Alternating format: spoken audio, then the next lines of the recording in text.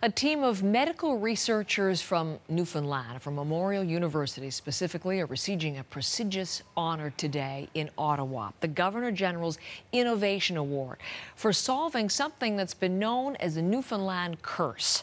A genetic mutation that's been passed down through generations for hundreds of years, and it can be lethal if left untreated. It exacts a heavy toll. 80% approximately of men who have this die of a sudden heart attack before the age of 50. It can be fatal for women as well. 20% of women who have the disease die.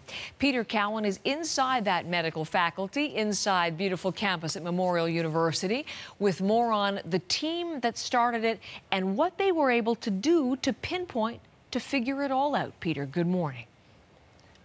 It started about 20 years ago, Heather, when they were trying to figure out how do we find these people and do something about this curse before it kills them. And the real struggle they had was, this is a disease where there is no real warning sign. I'll let one of the researchers explain. Sadly, for a lot of these conditions, the first symptom may be their last, which is death. So they feel they're doing fine and suddenly they drop and they don't recover.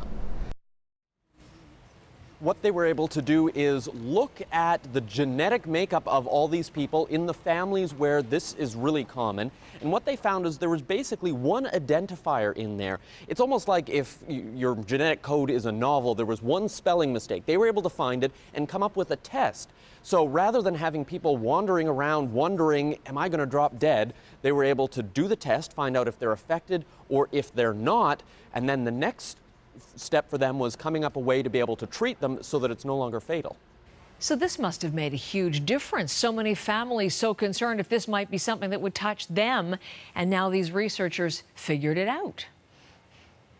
What they were able to do is, they're not able to actually solve the problem, but what they are able to do is put a defibrillator into the people who have this condition. So eventually when this strikes and they have this heart attack, the defibrillator kicks in and brings them right back to life as soon as this happens. And this has made a huge difference for the people who are affected by this. It's basically saved hundreds of lives. Time and time again we'd hear the stories that, you know, Dad fainted on the couch, he woke up 10 seconds later and he was fine. And they'll come and see us, and 2 weeks later I can look at that event because it records everything. They died for all intents and purposes, and within 10 seconds they're back, and for them it was just a minor inconvenience. So we transformed what would have been a tragic death at home to, oh, this became a minor inconvenience. And it's not just here in Newfoundland, where the rates are certainly higher. They found this exact same condition in Europe as well, places like Denmark. So the research that was developed here is now a tool that's being used around the world to identify this, to be able to get people treatment before they even realize they have an issue. Is work, Peter, that is literally saving lives, and most deserved of that top honor they're receiving today in Ottawa. Thank you, Peter Cowan. They're on campus at MUN for us today.